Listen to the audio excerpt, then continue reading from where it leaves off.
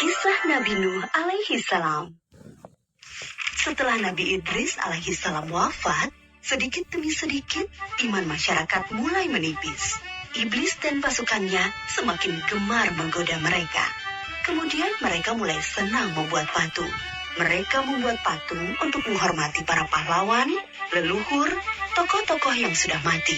Patung-patung itu diberi nama sesuai nama para tokoh itu.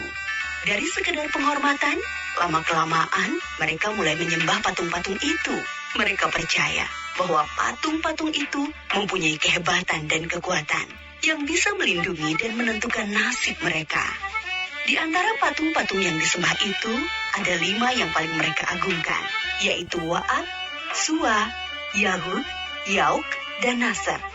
Inilah asal mulanya manusia menyembah patung dan berhala. Tentu saja, ini semua hasil pekerjaan iblis dan pasukannya yang berusaha sekuat tenaga menyesatkan manusia agar tidak menyembah Allah dan masuk neraka bersama mereka. Allah tidak membiarkan manusia tersesat semuanya tanpa petunjuk. Maka Allah memilih Nuh alaihi salam untuk mengingatkan kaumnya agar mereka meninggalkan penyembahan dan berhala dan kembali menyembah Allah subhanahu wa ta'ala. Siapakah Nuh alaihi salam? Nuh adalah cucu dari Nabi Idris.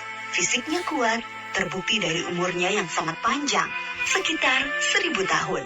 Hatinya mulia dan sabar luar biasa. Pikirannya juga sangat cerdas, rendah hati, soleh, dan taat kepada Allah. Nabi Nuh adalah Rasul Allah subhanahu wa ta'ala yang pertama. Sebelumnya, Allah hanya mengangkat nabi-nabi saja. Mulailah Nabi Nuh berdakwah kepada kaumnya. Nabi Nuh mengajak mereka untuk memohon ampun atas dosa-dosa mereka dan kembali menyembah Allah agar tidak terkena azab dari Allah. Sangat tekun Nabi Nuh mengajak kaumnya dengan berbagai cara, dengan terang-terangan di hadapan banyak orang, dengan diam-diam mendatangi seorang demi seorang, berulang-ulang, siang dan malam, selama kurang lebih 950 tahun lamanya. Tetapi sedikit sekali yang mengikuti seruan Nabi Nuh. Kebanyakan dari pengikutnya ini adalah orang miskin dan pekerja kasar. Jumlahnya sekitar 80 orang. Yakni sebagian besar kaumnya tidak mau mengikuti ajaran Nabi Nuh. Mereka bersikap angkuh dan sombong dengan menutup rapat-rapat telinga mereka jika Nabi Nuh mulai berbicara untuk mendakwahi mereka. Bahkan mereka menantang Nabi Nuh agar mendatangkan azab yang diancamkan oleh Allah subhanahu wa ta'ala. Nuh, sudahlah, berhenti bicara. Percuma, kami tidak akan percaya. Sekarang begini saja, datangkan azab itu pada kami jika kau memang benar. Kami yakin tidak akan ada azab yang menimpa kami karena kelakuan kami. Kau hanya berdusta. Nabi Nuh mengadu kepada Allah tentang pembangkangan kaumnya yang terlaluan. Allah berfirman bahwa memang pengikut Nabi Nuh tidak akan bertambah. Hanya 80 orang itu saja. Selebihnya mereka semua tidak akan beriman karena mereka sudah sangat sesat. Setelah jelas ketetapan Allah bahwa orang-orang itu tidak akan beriman, maka Nabi Nuh memohon kepada Allah. Tuhanku, musnahkanlah seluruh orang durhaka itu dari muka bumi. Mereka hanya membuat kerusakan dan melahirkan anak-anak yang durhaka. Kemudian Allah memerintahkan Nabi Nuh untuk membuat kapal yang besar. Pada masa itu ilmu perkapalan belum berkembang dengan baik. Allah mengajarkan ilmu itu kepada Nabi Nuh. Maka Nabi Nuh bersama pengikutnya membuat kapal besar terbuat dari kayu. Kayu itu didapati dari pohon-pohon di hutan di sekitar mereka.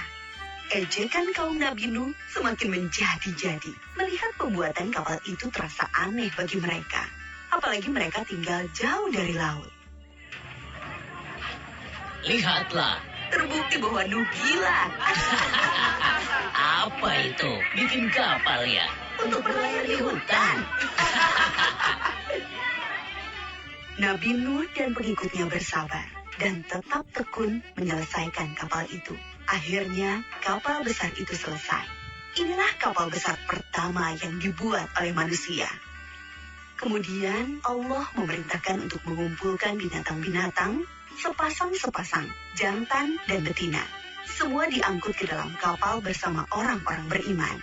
Semua keluarga Nabi Nuh, termasuk yang diangkut ke dalam kapal, kecuali istri dan salah satu anaknya, Kan'an. Mereka tidak mau masuk ke dalam kapal. Mereka tidak beriman dan termasuk orang durhaka. Sementara itu, langit menjadi gelap. Angin bertiup kencang, petir menggelegar. Hujan turun sangat lebat.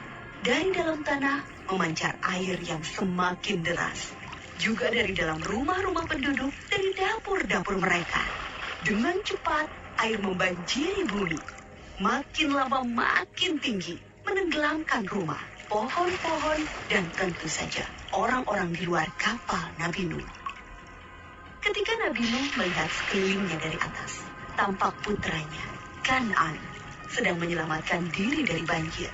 Karena kasih sayangnya kepada anaknya, Nabi Nuh berseru, Anakku sayang, masuklah ke dalam kapal ini. Tidak ada yang bisa selamat dari azab ini kecuali yang berada di dalam kapal. Tidak, ayah. Aku akan memanjat bukit yang tinggi. Pasti aku akan selamat. Tiba-tiba datang gelombang besar, dan Kan'an tidak terlihat lagi. Dia termasuk yang dibinasakan. Nabi Nuh sangat sedih, tetapi beliau menerima keputusan Allah. Di dalam kapal, Nabi Nuh bertasbih, memohon ampun dan berdoa tidak henti-hentinya bersama orang-orang beriman. Setelah beberapa hari, Allah memerintahkan bumi untuk menelan banjir itu. Hujan berhenti, air pun surut masuk ke dalam tanah. Kapal pun berlabuh di daratan lagi. Orang-orang beriman keluar dari kapal dengan tetap bertasbih. Syukur yang tiada terkira. Mereka memulai hidup baru tanpa gangguan orang-orang kafir yang sudah tenggelam, dibinasakan Allah karena kesesatan mereka. Kisah Nabi Nuh memberikan kita pelajaran bahwa durhaka kepada Allah dan tidak patuh kepada Rasul utusannya membuat manusia ditimpa azab di dunia ini maupun di akhirat.